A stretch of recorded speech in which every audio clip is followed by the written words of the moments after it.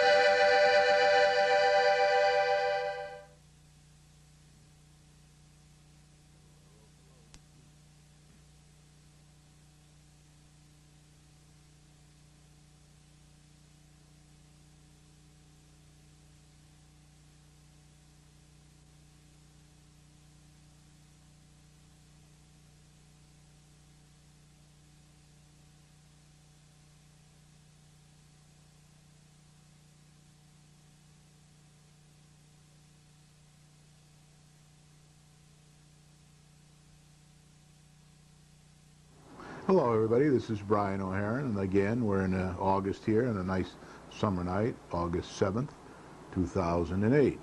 The first thing I'd like to state tonight, because we don't have the disclaimer written, we're in the process of changing the format a little here, but I am on the Charter Revision Commission. I may get to that tonight. Any comments I make will not be those of the Charter Revision Commission, but those of Brian O'Haron. And I won't be making any controversial statements anyway, so I don't think it matters, but I thought I'd state the disclaimer.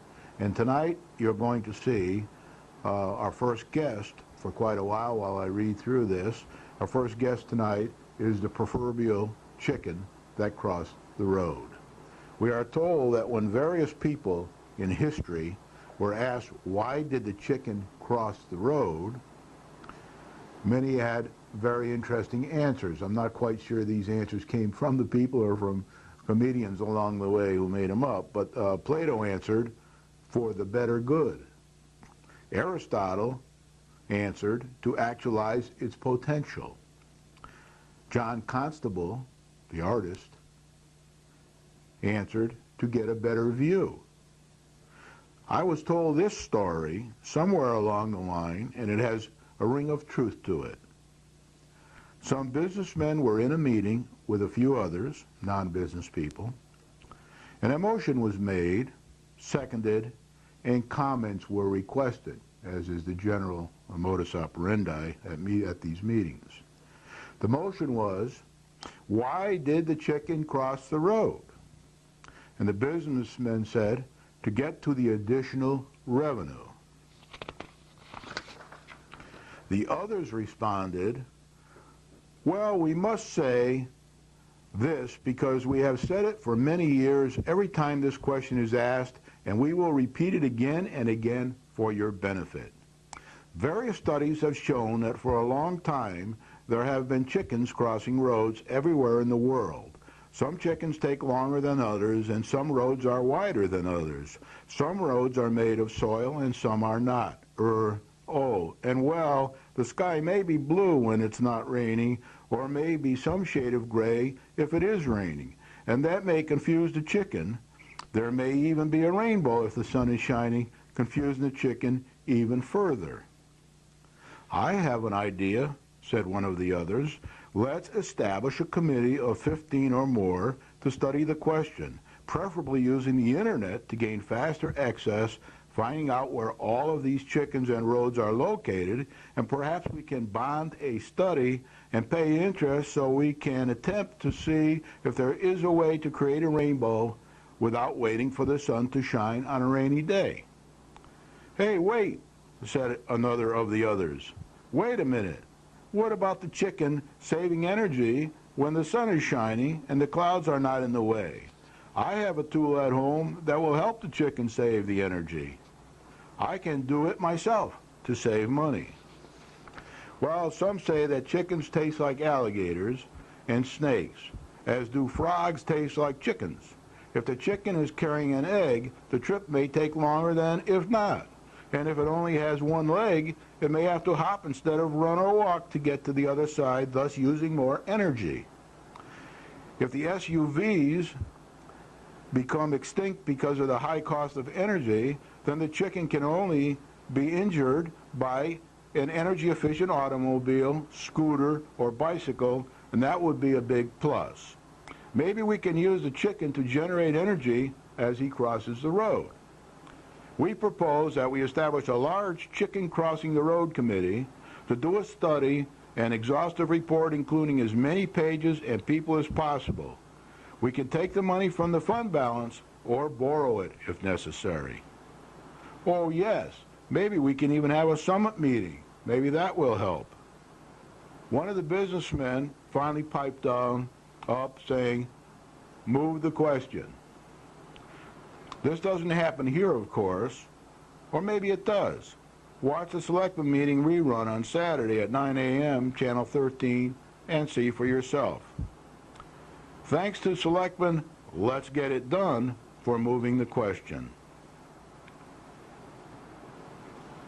Soon a Selectmen meeting picture will be up for the serious part of the program tonight, and there's a lot of information to pack in here.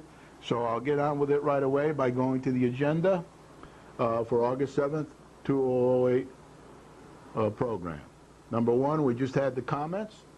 Number two will be notices, and there are quite a few tonight because there's a lot of meetings happening. There's a lot happening in August here. Usually it's a slow month, but this is going to be a lot of action. The budget update, Selectmen meeting as usual, and the meeting comments. A charter revision, I might get to the charter revision. A decision was made last night that I want to pass on to you today. And then I may get to talk a little bit about the lake report, the water drawdown report that was published recently and available at the town hall. I have mentioned it once before on the program. So now, as far as notices are concerned, the second summer Highland Lake version of Planning for Success will be held on Thursday, August 14th, 2008, at 8 p.m. right here on Channel 13, my usual time slot. The program will be about the recently published Highland Lake Drawdown Report, and it will be mainly factual information from the report. The report can be picked up at the town hall. It costs about $16. I made several copies of it for $10 a piece down at Staples, but I will go over it on this program for all those who don't want to pick up a copy at the town hall. But you can get one there in the Inland Wetlands Department if you're interested. The next program next week will be devoted to the report in more detail than I will be able to include here tonight. Tell other interested parties to tape or watch to keep informed. I did put some signs up around town again so everybody would know, especially people that are only here during the summer and aren't here in the winter.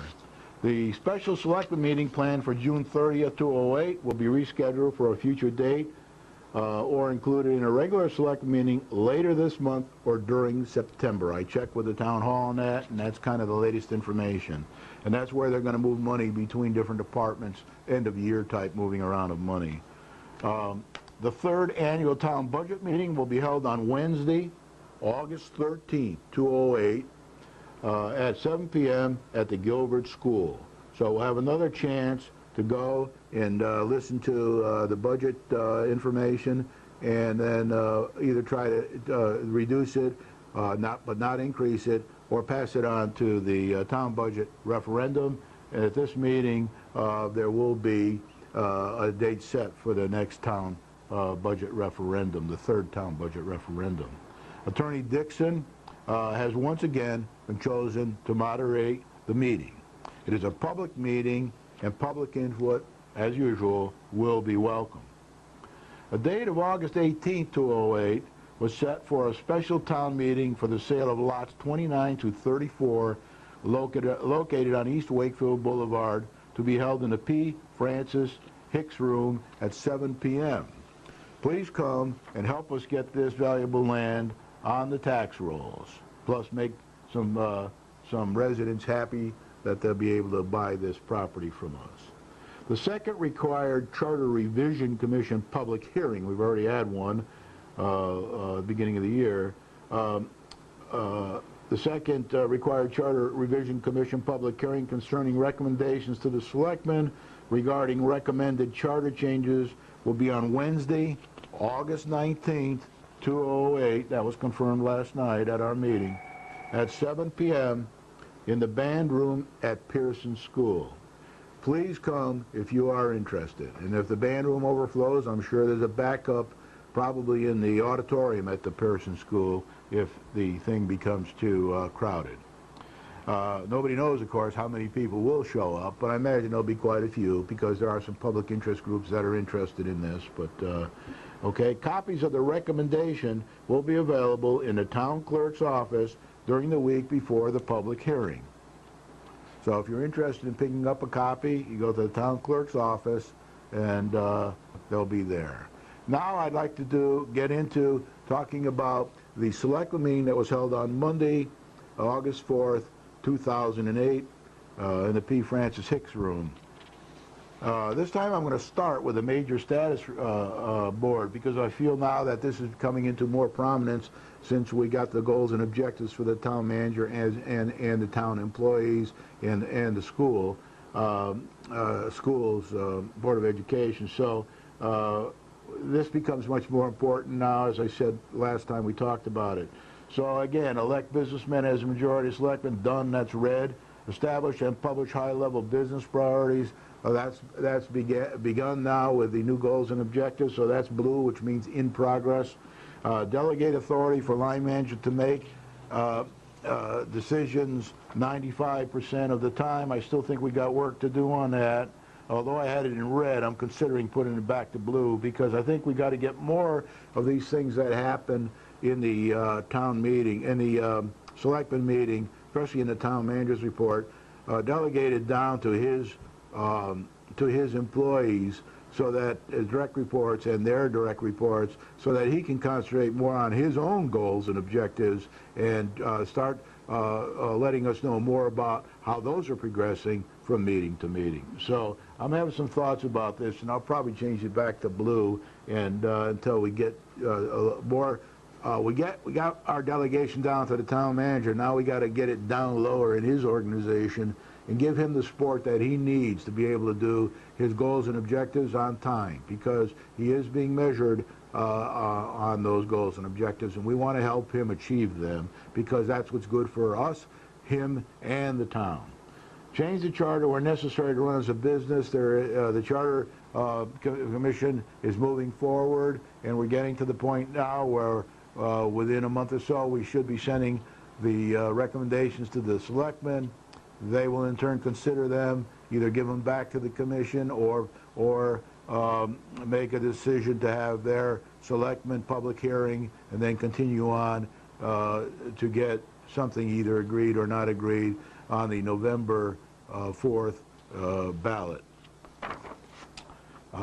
Produce a plan to achieve the 1 to 5 year financial objectives. That's happening now as a result of the goals and objectives decision a few weeks ago. And then review progress and make decisions quarterly. That can be done right in the selectmen meeting every quarter, or they can have a special meeting for that, whatever they think they need to do.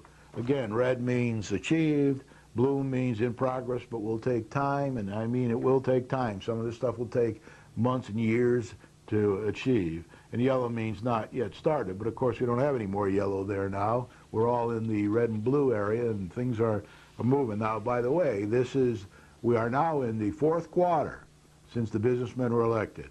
August 6th was the beginning of the fourth quarter, actually the 8th, whenever the election was, but we're moving on. So I'll be preparing sooner or later the quarterly report, and amongst all the other things we have to do now, but we're moving on. So the Board of Selectmen this week, on August 4, 2008, was called to order. There was public comment pertaining to agenda items only on the agenda.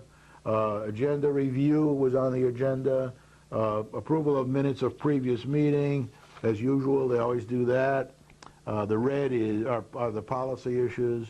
Boards and commissions was on the agenda, and liaison reports. Town manager's report, which is not policy, but that's the town manager informing us of things that he's been working on and answering questions from the selectmen if they have any questions. And then next is refund as recommended by the collector of revenue, kind of traditionally almost on every other meeting now. Now you also see, here it is, put on by the town manager again. Town manager's goals and objectives, September 15 meeting due to a scheduling issue. They wanted to discuss that, put on by the town manager. Paying for a reception at the Gilbert School for Secretary of State, World War II Veteran Celebration from the Selectmen's Contingency Fund. That was put on by Mayor Fracasso. Sale of Norwood Road lots 107, 110, and 162 through 110 and 165, put on by the town manager. Sale of Thomas Road lots 111 through 121, put on by the town manager. Resolution, there was a resolution again for the Main Street enhancement, and that Keith J. Robbins, the town manager, be and hereby authorized to sign the agreement entitled Agreement between the State of Connecticut and the Town of Winchester for the development contract plans, specifications, and estimates for Main Street. Enhancement Phase 2, utilizing federal funds under the enhancement component of the Surface Transportation Program. This is for Phase 2 of the Main Street program. I'll talk a little bit more about that later, I think. Again, put on by the town manager. Financial reporting policy for outside agencies. You remember that from previous meetings? Put on by the town manager. Waiving of fees for town-owned buildings. This is carryover from the previous meeting. Put on by the town manager. Leave of absence for a dispatcher, Dan Matthews, put on by the town manager. Public comment. This is the second public comment in the meeting, where anybody can say anything they want, providing it's courteous and respectful and that kind of thing. That's information only. Usually there's no decisions made there. Then unfinished business, new business, adjournment, and then red is policy, green is non-policy, and gray is information for public relations. So that's the agenda, and for that meeting that was held on Monday. And now we're going to go into some of the decisions that were made there, what I call the important decisions. They did talk about Lambert K. joint plan again. There were some questions about that, and they did. Town manager did answer that.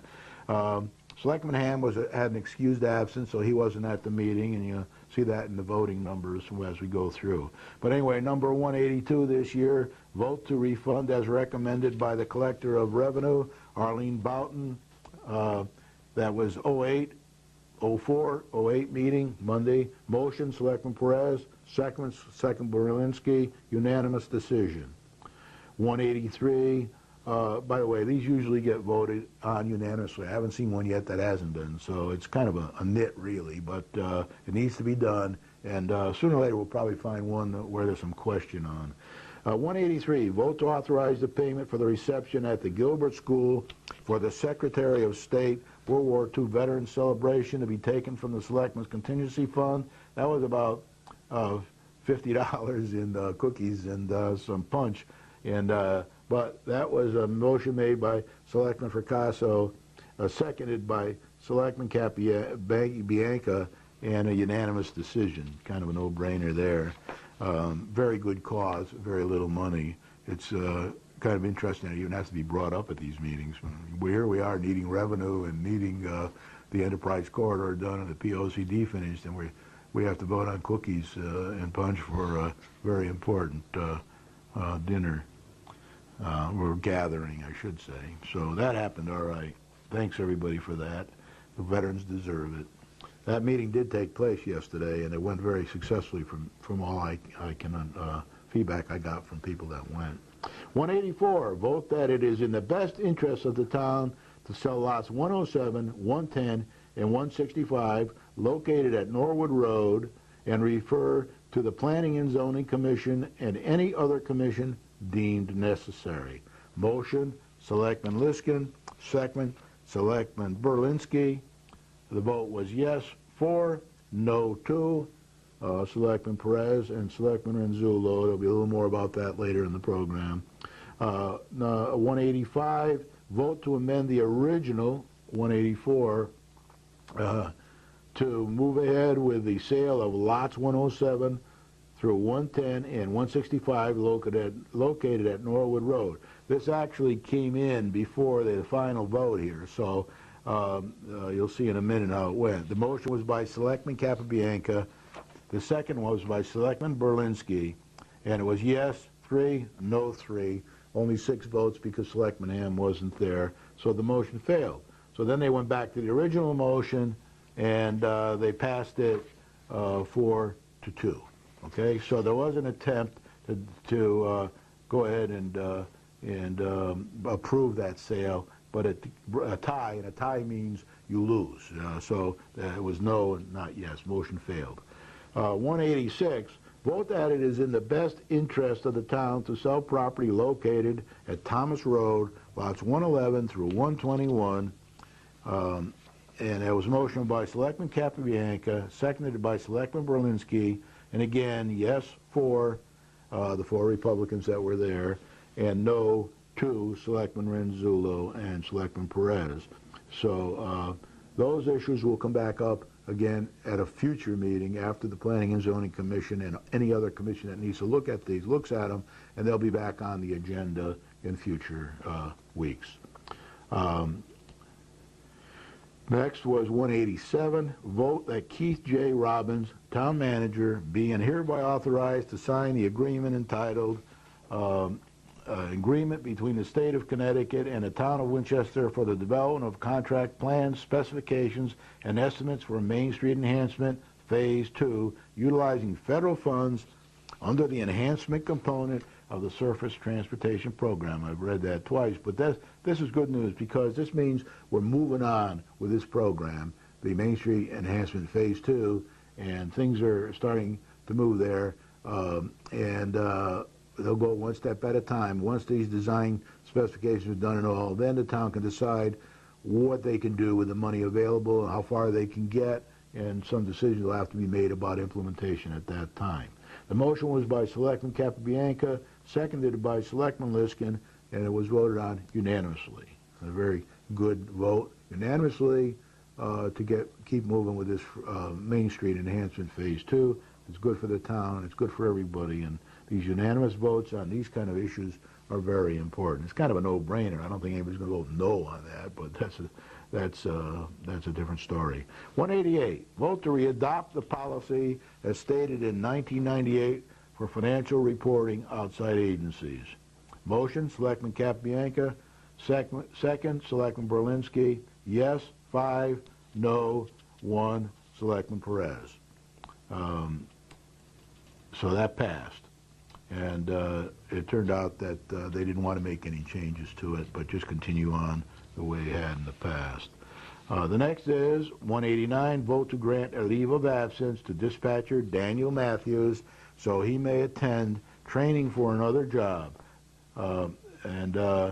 He has an opportunity, Daniel Matthews, who's one of the dispatchers, to get out to the Torrington Fire Department. He has to go train for that. Once he's done with his training, he will have extra time, and he may be able to come back and help us with our dispatching on a part-time basis, hopefully saving us some overtime. So you never know what's going to happen there, but he's a good employee, and he has a good opportunity, and it looks like a win-win situation for us and for Torrington, and especially for Dan Matthews. Motion, Selectman Fracasso, second, Selectman Berlinski. Unanimous vote.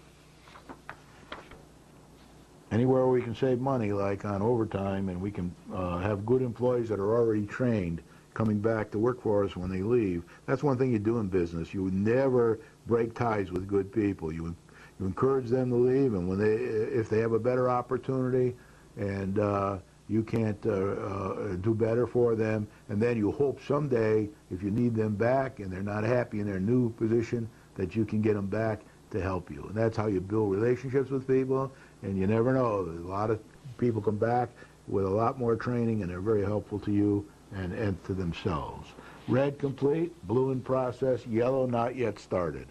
Now, as far as policy issues are concerned, we're up to 178 now, a new 11 this week, and 0 non-policy. 178, 93%, and a total of 14 in the non-policy. We haven't had too many non-policies in a long time, so we're really improving over the last 9 months. The next is meetings business-like. Somebody said to me recently, Brian, I know you're the guy on television, and you mark these selectmen like 8th graders.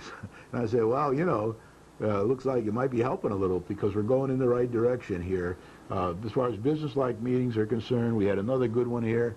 Very business-like. I didn't like a lot of the meeting I saw, and I'll talk about that later, but basically it was 18 now to 1, so it's up to 95%. We're going to creep up. We'll never hit 100% again, but we will creep up towards that over time if we keep having good business-like meetings where people are kind to each other and respectful to each other, even though they may disagree on a lot of the issues. Now, as far as the town manager's report is concerned, the Main Street Phase 2 CONDOT state has accepted the town's design service fee structure with Leonard Engineering. Leonard will now proceed with the design structure wording. CONDOT must approve prior to the execution. Construction work is probably not going to start for between 1 to 2 years, according to the town manager. Maybe longer, maybe shorter, but that's a rough guess right now. And once we get this work done by Leonard, then we'll be able to sit down and say how much of it can we achieve with the money that we will have available from the grant. So those decisions have to be made further down the line. We're still proceeding with police, clerical, and public works union negotiations, and public works salary negotiations are on hold until a 208-209 budget is approved. We mentioned that last time we had a selectmen meeting. The skateboard park material has been ordered. The cost will be in the neighborhood of $4,000 plus a welding charge. The park should be ready for use in about 3 weeks or so. There was a lot of talk about this, but that's what it boiled down to. Other maintenance work will be deferred to pay for the repairs. The Finance and Public Works Departments are assisting, this is great news here, the Finance and Public Works Departments are assisting the Board of Education with financial and maintenance needs. This is excellent cooperation between the town employees and the Board of Education employees. The thing we're trying to encourage more and more of in the future, to do a better job and to perhaps save some money along the way. So thanks for the excellent cooperation. Thanks to all for that. The police did a good job as usual with various problems this week, as did the fire department. I won't go into each of the problems as they did in the meeting, but if you want to see more about that, you can watch the rerun at 9 o'clock tomorrow on Channel 13. 9 o'clock, I'm sorry, Saturday morning on Channel 13. One candidate will begin at the police academy in September. So we're going to have a new police person. It happens to be a woman, starting at the academy in September. The police hope to have one more candidate by the first of the year. Once both candidates are on board, they should help to reduce the overtime spending in the police department and give us better coverage at the same time. This is real progress for us, because remember last year we had a huge overtime budget, and part of the approach this year was to get the policemen that we need, and then get the overtime hours would be less, hopefully, There's never any guarantee on that. That depends on what happens in the town and what the needs are of the town. So it'll have to be very closely managed and watched by the police department. The town water quality was in the news recently, and according to the town manager, the town water quality is excellent. It was retested and passed.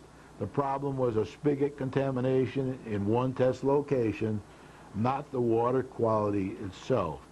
So there was no danger to anybody, according to the town manager and the rest of the staff in the town. But the town manager did say that in the future he would like to have a little better public relations, and he promised that for the future. A part-time senior center job is posted. Anybody's interested in that.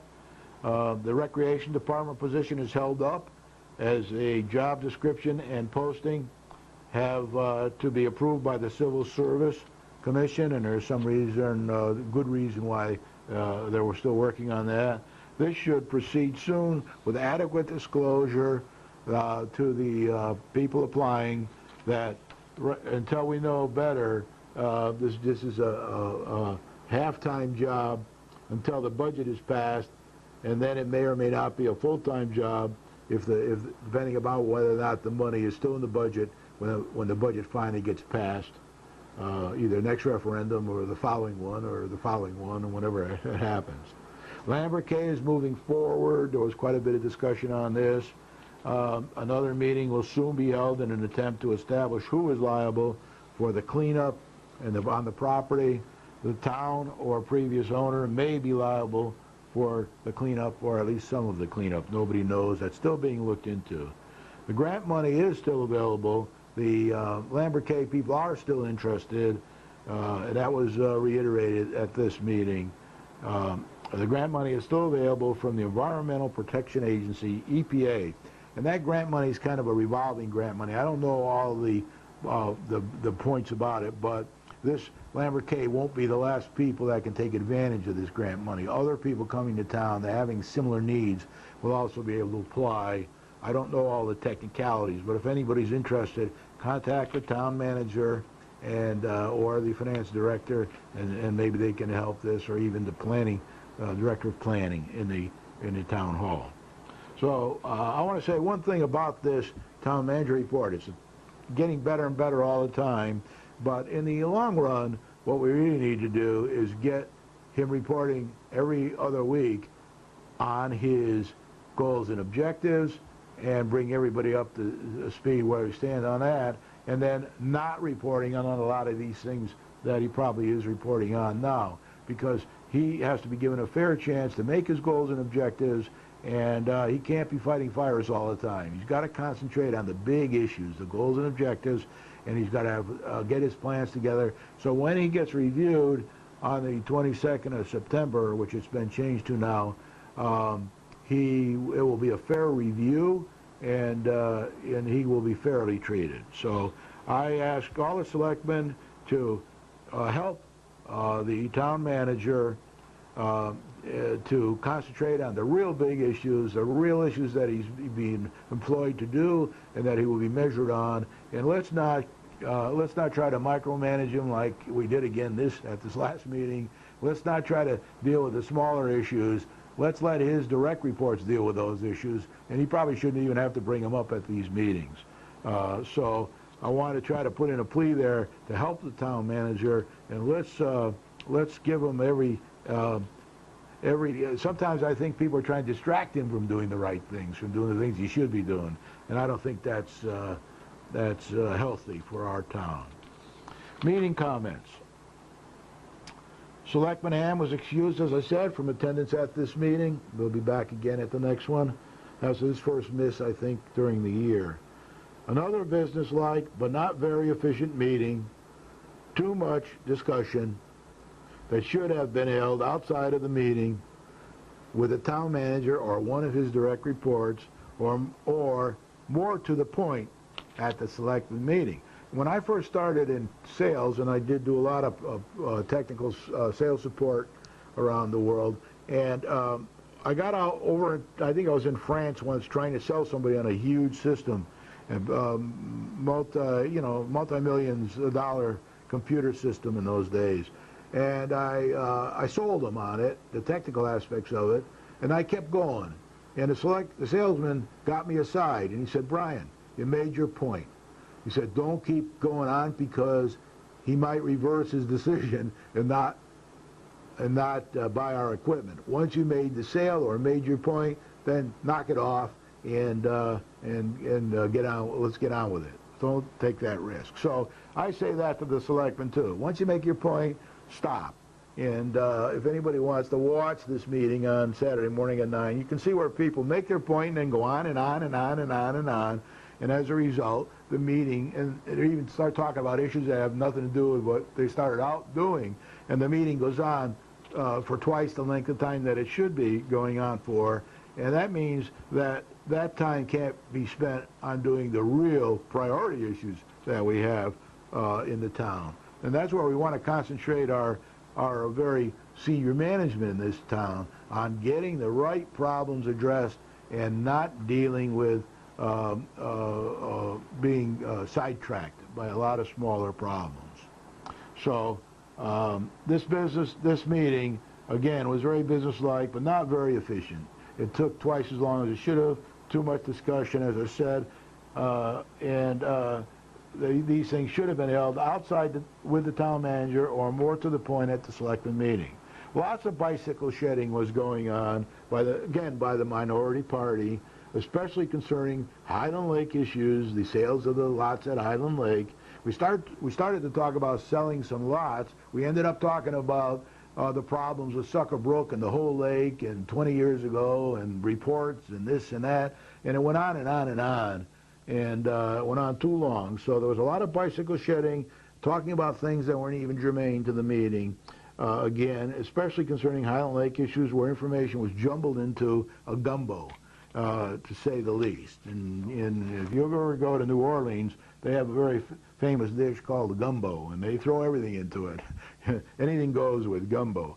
And sometimes these discussions get carried away, and they become gumbos. More than our share of micromanagement attempts, the comments are okay as suggestions in a meeting during the week with the town manager, but not okay at the selectmen meeting. Let's get down to business. Let's get down to the real problems of resolving the problems for this town, and not talking about these smaller issues so much. The meeting lasted about 50 minutes, maybe 55, and should have been about 30 or less. Even people on the street commented that to me this week. They said, boy, that meeting went on twice as long as it should have. As there was no public comment at either session and no executive session, nobody got up and commented at either public comment section or and there was no executive session. So this thing should have been very short and sweet and to the point. And if you pick up a copy of the minutes, as I did, there's hardly anything in them. They're 2 pages and, you know, hardly any meat in there at all. Mostly small issues, right? The town manager's goals and objectives meeting between the selectmen and town manager will take place on September 22nd, 2008 at 7 p.m. And that's going to be changed by 1 week due to a conflict in schedules, and everybody agreed to that unanimously, not a problem. Way too much discussion on the sale of Norwood Road and Thomas Road properties. Thank you, Selectman Berlinski, for finally moving the question. He moved the question. I was waiting for him to move the question, or someone to move the question, because it really is disturbing to watch these meetings when they're not run efficiently. The selectmen were invited to the Secretary of State World War II Veterans Celebration yesterday at the Gilbert School. And from what I hear, several did go, and it was very successful. The financial reporting policy for outside agencies was discussed, and the discussion was made to readopt the existing policy. The waiving of schools of fees for town-owned buildings, that was brought up at the last meeting, was discussed and was decided to leave it the same, but re-emphasize the need to deduct from the bidders in the bidding process, so that, you know, they don't get an advantage of this break that we're giving. And this kind of is the way that it's been progressing in the past, and the town manager did say that he would look into this with the finance department and make sure that it was done properly. Now, the other point I'd like to make about this town manager's report and this select meeting report is, you notice that things are being brought up in one meeting and resolved by the next meeting. Not all of them. You're not going to get Lambert K resolved in a meeting. That's going to take months, if not years. It's already been a year or so. But progress is being made, and we're clearing the table. We're getting rid of a lot of this stuff. And we got to get to the point, though, where we're not firefighting all the time, and we give these managers a chance to do the job properly. And once we do get we can see future for a future year or two's worth of planning, rough planning, then that will calm things down. Everybody will be able to put things in perspective, and they won't have to ask for special favors at these meetings. The Charter Revision Commission update. Last night we had a Charter Revision Commission. And we voted at the Charter Revision Commission 4-0-1 to submit a recommendation to the selectmen to consider a change to a mayoral form of government. Now, this may never happen, but that is a recommendation of the commission. The motion was made by a Republican. The second was made by a Democrat. And I, being unaffiliated, was there, and I voted in favor as well. And another Republican voted in favor. And then we had one Democrat who abstained, and will be putting in a minority report to the selectmen when the time comes. So we did vote to do that. There was a nice article in the paper, Republican this morning. They were there at the meeting, and it was a nice article that outlined each of the major points in the thing. I don't have time today to go through these. Maybe in a future show, certainly in a future show, I'll go through the recommendations and let you all know exactly what's happening there.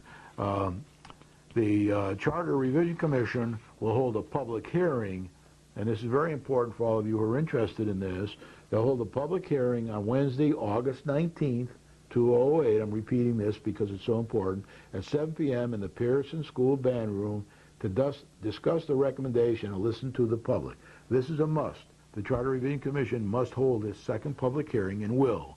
And that if there's any comments at the meeting they feel worthwhile to put into the draft, then they will incorporate changes as a result of the public hearing before sending a final draft report to the town clerk, who in turn sends it to the selectmen for their consideration.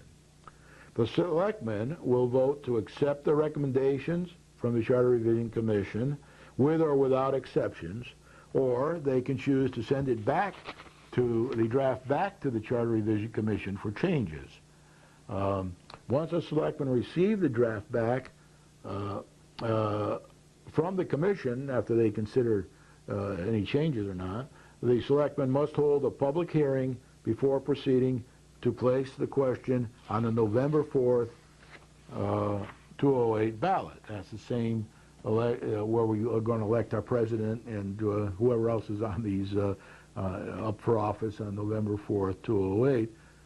If the selectmen choose, we may have a question or more on that ballot concerning our town. So that's all I'm going to say tonight about the Charter Revision. In a few more days, or maybe within a week, there will be copies given to the town clerk so that she can in turn pass them out to the public, and they will show you what changes are going to be made or proposed to be made, maybe never happen. And I think there will also be a copy of the minority by the minority charter as well, which is a more based upon the town manager approach, and matter of fact is the town manager approach. So you'll be able to see that. Okay, now I'm going to talk for a while, not too long this week, but more next week. I want to talk a bit more about the Highland Lake. They recently put they recently treated the lake with a pesticide. I picked this up off the ground. It was laying on the ground. It was pinned to every telephone pole on the lake last week, And basically, in the lake, we have some invasive species of milfoil, 2 different varieties. And every year now, have been for a few years now, they pour this pesticide into the lake, and they try to deal with that. It doesn't kill the milfoil, but what it does is it maims it, and it doesn't get to its roots, and so it grows back over time. But what they're trying to do here with the pesticide, it's called diquat, is control the growth of this invasive species, which gets pretty tough and pretty thick, and they seem to be having some progress with that. All right, so they did say that the date and time they applied it was 7:30:08 at 11 a.m. and a little after. They had a permit to do it from the DEP, number 08478. And then they say, do not use the water for the following purposes until the date and time noted below. Swimming or other water contact, 7:31. Fishing, 7:31. Irrigation, 8/5, August 5th. And livestock watering, 8/5, August 5th. And drinking, 8/5, August 5th. So all those dates are passed now, and everybody can now feel free to use this water for all these purposes. This sign had to remain posted until the latest date above. And some of them were on the ground, but most of them are still probably on the poles up there. And if you want to see when or get when you can. The applicator was the Aquatic Control Technology Incorporated that the town hired for this application. And their phone number, in case anybody ever wants to call them, is 508-865-1000. And they'll probably be back again next year. It has something, there are pond mussels up there that confuse this whole issue. But it also says here the lake is to be chemically treated for the control of non-native vegetation on Wednesday, July 30th, 2008. The following water use restrictions will begin on the day of the treatment and remain in effect until the date listed below. So I do want you to know that that happened. It's passed now, and I had too many other things to talk about, and other people who mentioned these on their programs, so I didn't worry about it. Now, the next thing I'd like to point out to you, and these signs go up every year when they do the treatment, is that I mentioned once before on the program, there has been an evaluation of the lake level drawdown at Highland Lake, Winchester, Connecticut. This is a report. It's available in the wetlands in the town hall for $16 if you want it. It's double-sided paper, and it's approximately 64 pages, double-sided. Got it stapled together. It's got a picture of the lake at the 8-foot drawdown here, and it was prepared for Highland Lake Water Level Committee, Town of Winchester, by the Northeast Aquatic Research LLC, and by, as I mentioned on previous shows, George W. Knockline, who's been used by the lake people in the past, and is very good. So he's a reputable person and a scientist. He's a scientist, and he takes a scientific approach to things. It was drafted on July 10th, 2008. There was also an article in the newspaper in the Republican about conditions may be ripe for algae. You can read that article. I'm not going to read it all here today. I might talk more about it in my Highland Lake special next week on the 14th of August, when I dedicate the whole hour to this report, this article, and any other article that comes up in the meantime about this. Now, I'm just going to give you a summary, a little bit from the summary. This is all right from the report, not Brian's comments. These are right from the report. You can get it and read it for yourself. So the Lake Report recommendations by George Knockline, the scientist that looked and did this study and collected all this information that's in the report. Number one, evaluation of lake level drawdown at Highland Lake, Winchester, Connecticut. That's the name of the report. Recommendations. Number one, and I didn't put in everything he had because this is just a summary tonight. Next week I can probably read more if I have enough time. But a drawdown scenario for the lake should be developed specifically with ice protection in mind. That's one of his recommendations. So in order to do that, he has listed a few actions. Action, collect inventory data on all permanent structures around the lake to determine the water drawdown required to protect each from ice damage. There's roughly 250 or 60 structures on the lake. A structure is a wall, a structure is a pier, a structure is anything that's put in the lake permanently in the lake, and usually made of cement or stone, or a thing that could be damaged by the ice during the winter time. And one of the reasons they draw down at the lake is to protect these structures from being mauled by the ice, basically. Right? Okay, so that's the first action. The second action under this category is drawdown may be causing a shift in the aquatic plant community from sensitive to tolerant species. That means as normal kind of in a Darwinian environment. I wish I had Darwin with me tonight. Maybe I will next week. But basically, when you start doing things, species tend to grow to be able to live and cope with the intrusions. So that's what this means. Tolerant species become extremely dense and abundant. So we have to be careful here to keep the balance in nature, and that when we try to do something with one thing, it doesn't create more trouble in another area.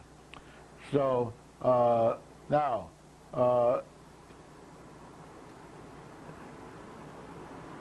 he's got an action here to try to deal with this, the fact that the drawdown may be causing a shift in the aquatic plant community, et cetera, et cetera.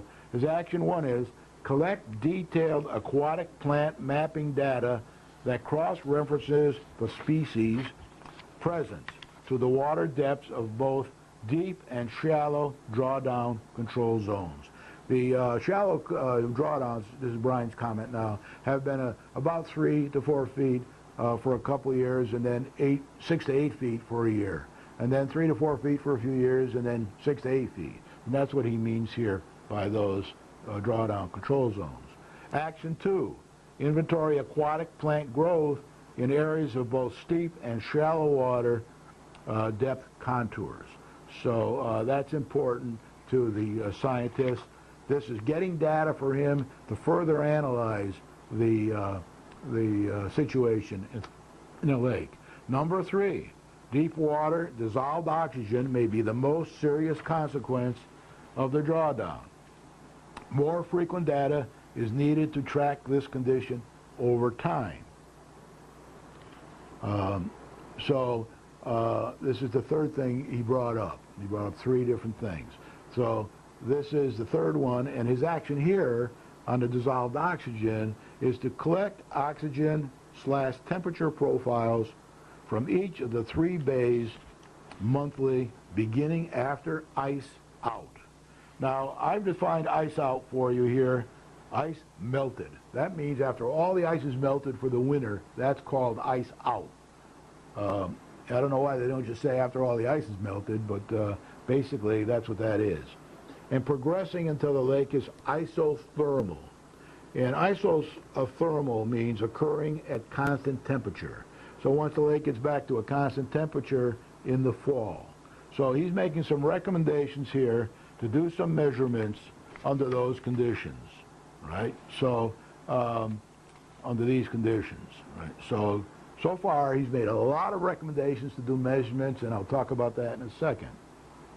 Action 2, water quality data should be collected in the spring to assess the effects of shoreline erosion of exposed sediments on the lake while these effects are still measurable. So what he's trying to say here is, while we still have a set pattern of drawdowns, we should do a lot of this measurement now, because once you start changing the environment by having the drawdowns different than they were over the last, say, 10 years, then you're changing all the details, and you could get various results. So what he's saying is, hey, let's do the measurements before we make any drastic changes to any drawdowns or any major changes to any drawdowns, as I understand it. Action 3, water quality data needs to be collected from the deep water during the summer anoxic. Now, I looked through the dictionary here to find a good way to explain anoxis. It's not simple, but here's what the definition of anoxis is: the mental and physical disturbance that occurs as a result of an abnormally low amount of oxygen in the body tissues. So there they say body, we might change that to plant if we're talking about this. So basically it's a low amount of oxygen, and we need to do some studies to understand that. So I want to get back before here the definitions and go, water quality data needs to be collected from the deep water during the summer anoxic period to assess the magnitude of internal loading occurrence of any diffusion into upper water. So there is concern, as we'll talk about next week when we go into much more detail about this, there is concern about the oxygen in the water and how it may be or may not be being affected by these drawdowns. So it looks to me like, and I've taken this report and passed it out to many people of many various backgrounds, some who know a lot about ecology, some who know nothing about ecology, for feedback, and I'll be collecting that during the week, and then I'll put together a good plan for next week where I explain this, all this to you right from the report, because there's a lot of good data in here that has been collected over the years by the town and by some of the people at the lake. Unfortunately, all the information that's been collected hasn't been enough for a thorough study. About 20 years ago, and I'll try to get a copy of that this week if I can, you could almost drink, they did a study that took about 5 years.